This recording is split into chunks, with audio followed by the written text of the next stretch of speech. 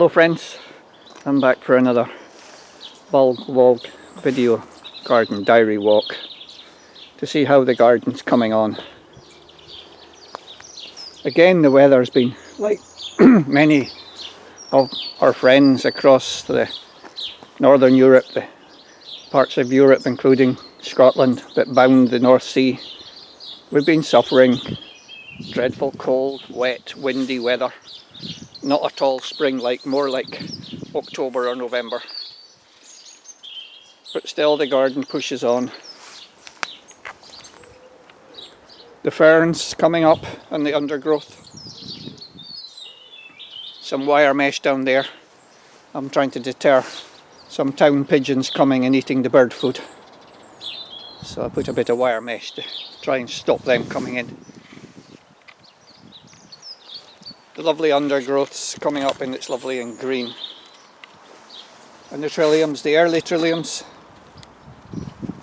now going over, still bearing some of the scars of the first really cold spell, but the wet weather's pushing them over. The flowers over, but on the other hand it's feeding the growth. All that water. Temperature's low, only about 8 degrees. Nice Trillium grandiflorum there.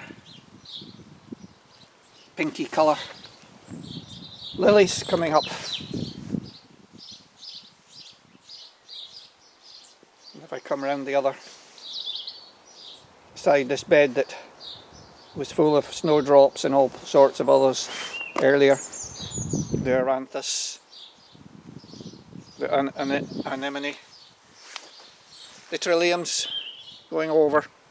They've stood through all the bad weather, and you can see it's not a single plant. It's, as is my way, I plant out groups of seedlings. So here at this side, much fresher, coming up later.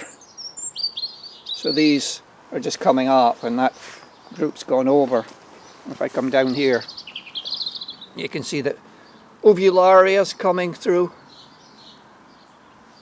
There's some bluebells starting to come. There's more Ovularia out here in the path.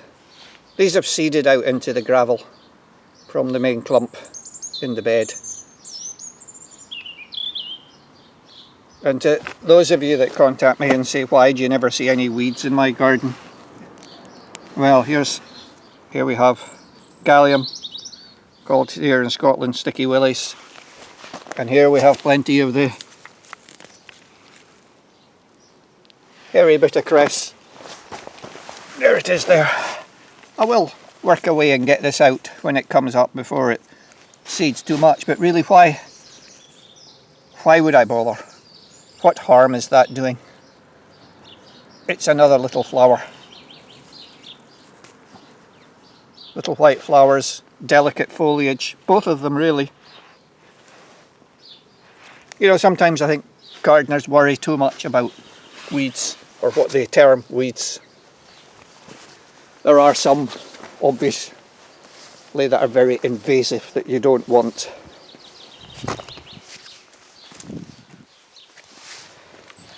Digitalis I embrace. I do thin it, I don't let it grow everywhere it wants to.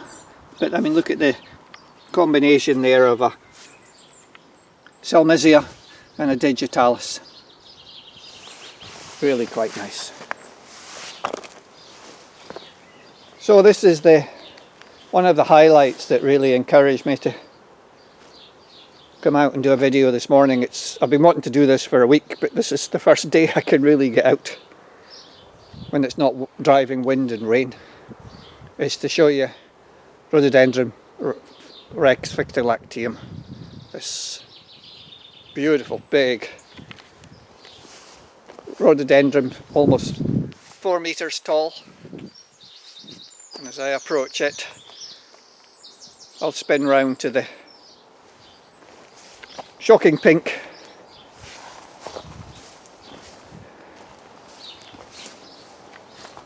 Rhododendron orbiculare. Really superb. The leaves are nice as well, although the older leaves, when they get to this stage, they're a bit battered. Not so pretty, but the new foliage, like on so many of the rhododendrons, is a stunning feature in its own right. I just bent down to see a couple of the hairy bittercresses that in an area of the path I'm not too keen for them to seed in, so I'll just pull them out as I go by. And then we come to this, the giant rhododendron, going all the way up, covered in bees actually, even at this time early in the morning. And I don't know if the camera, well, microphone can pick it up, but standing here I can hear the buzz and the hum of the bees.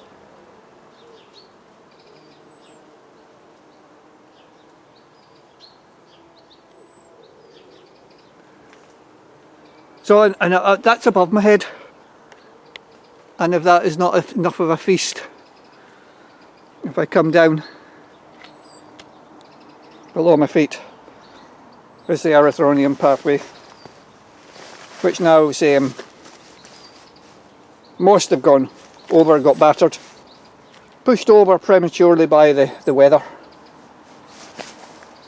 and I'm not sure how much seed we'll get this year from the erythroniums and the bulbs that have been flowering at this time.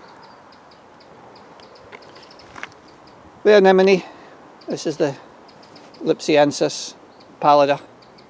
It's going over, but it's been in flower for a long time, making that lovely carpet. You can now see the orchids pushing through it, Dactylorhiza orchids pushing up through.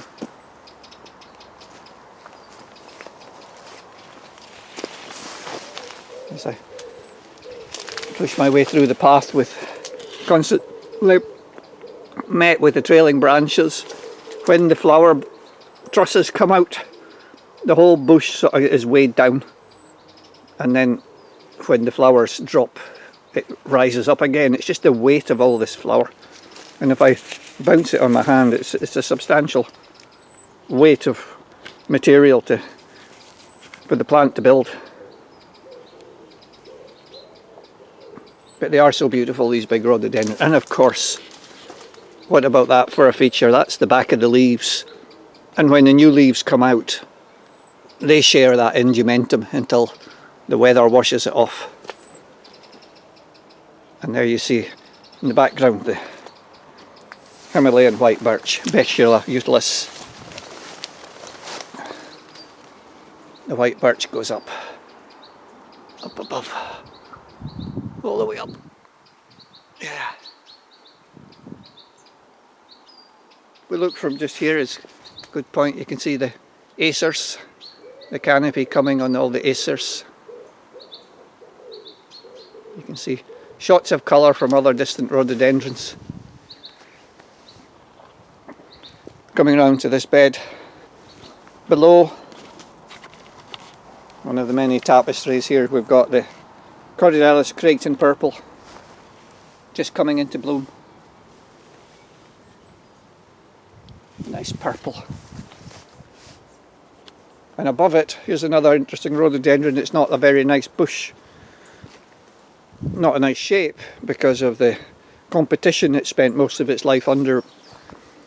But this is Rhododendron wardii, which is normally yellow, and this is the poor album, the white form.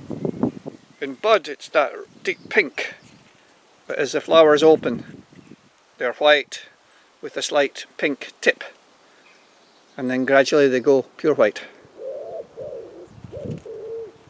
Really lovely. There are some erythroniums still around, but for the most part the erythronium flowering season is over. And here a group of Trillium grandiflorum that is over, and showing you how as the flowers go over, they were pure white of course, and now they're picking up this pink, purpley pink, as the anthocyanins develop in the cells. giving them this pink colour, and with some that can deepen and make them really purpley pink. Rhododendron primuliflorum, Rhododendron pingianum in the background going over. More primuliflorum. And then round in this shadier bit of the bed, the anemone's still going on.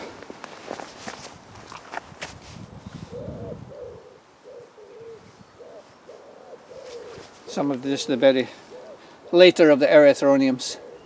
You can see all sorts of this peonies and salvias, and I see fritillarias and lilies, more trilliums. There's the lathyrus, the pea.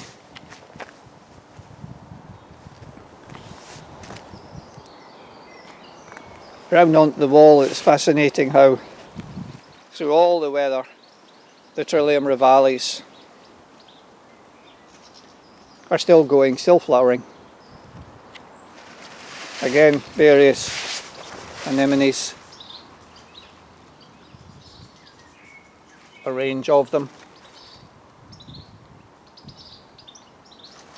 These ones are forms of anemone nemorosa.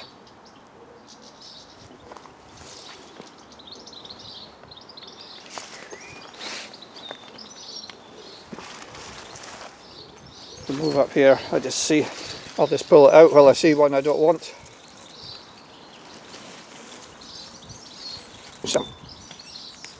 A couple of weeds when you don't want them, if you see them.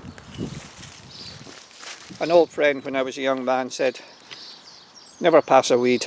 So if you do see a weed you don't want, don't think I'll come back for it, just grab it and pull it. So we'll just get them out. And while I'm doing that, I'll show you the Fritillaria pyrenaica. Dark brown on the outside, but inside, I can get the show you, really beautifully marked. So that's a group of Fritillaria pyrenaica. Glad to see the Jeffersonia, despite getting hammered early on when it was just emerging. The leaves have picked up and there's good growth there. Lots of good growth on the Jeffersonia, both the dubia, and here's some of the diphylla.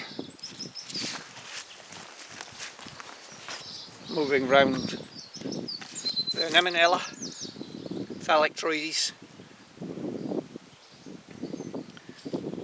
I just have to watch that, because it doesn't get swamped by the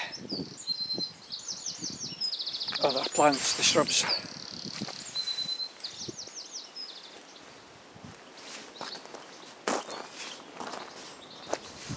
So we'll walk up to, because there's another big rhododendron I want to show you up here. As we come around, here are the seed pods of Erythronium caucasicum. I'll need to watch when these come because I want to move those elsewhere, because there's plenty of those seeded for the last few years in this spot, so I'll move them. This is a great little ground cover, very tiny. You can see the little white flowers just going to burst. Myanthemum biflorum. This is the Yakushimena form, so it's really compact, unlike the other one. That's, look at it, isn't that superb? Running out. And this is actually interesting because this is a stolon from Erythronium americanum, and this is how it's come out of the ground and it's searching, probing to find somewhere to go. So I'm just going to, if I tuck it in there, I'll maybe give it a help, because you might find more soil there than you will on the rock. But these wee myanthemums do the same. They run, and these are them just growing in the detritus that's lying on the rock, and they come right out over the edge and look very natural. And here's some of the little leaves of the Erythronium americanum, and this other little leaf here, this is Cornus Cornish Sweckica. Really nice little plant. And the Pyrola, the bigger leaves of the Pyrola media. It's another great one for going into the ground. There's the new fresh leaves just coming out on it.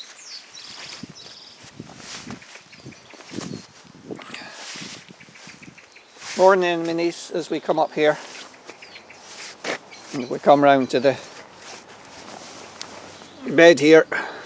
Here's some more of the little Trillium rivalis just going over. Trillium hibbersonii that started white again has picked up, the anthocyanins have developed, and it's now this rich colour. Fritillaria acmopetala. Up here there's the yellow is a yellow form of Fritillaria affinis. A few more erythroniums.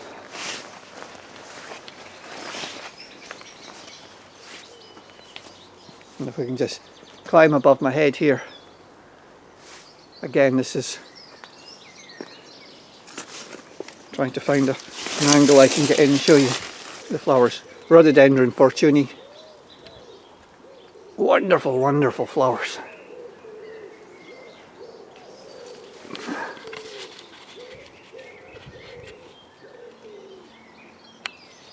Isn't that beautiful? And the scent is glorious. I can't share the scent on this video. Again, it's 2 or 3 meters high.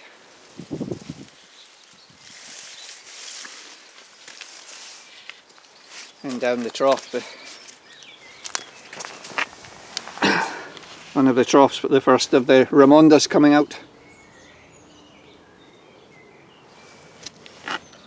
These are Ramonda nathalii.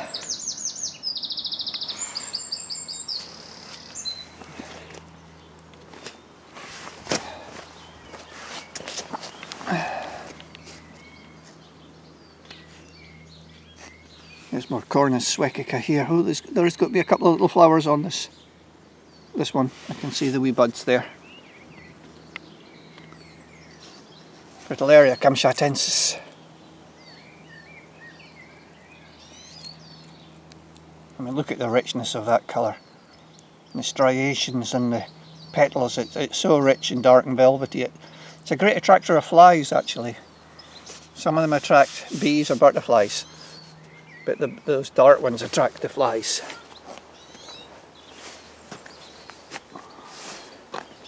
So I think it's almost time to wind up, but I'm just coming round to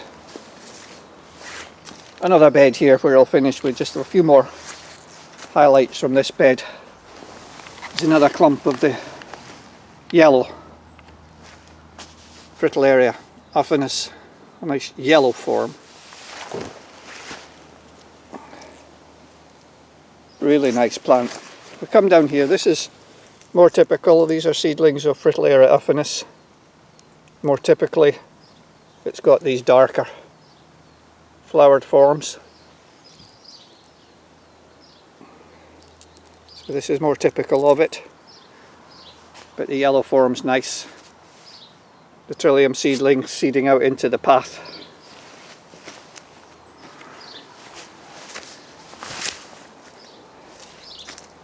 And the grasses in the Dicentra. And the Gothenburg. Trillium grandiflorum Gothenburg pink strain is where I'll leave you today. I'll stop here and show you this as it's getting deeper and deeper pink. So thanks for joining me. I'll pick up another day and we'll walk around the rest of the garden. So bye for now.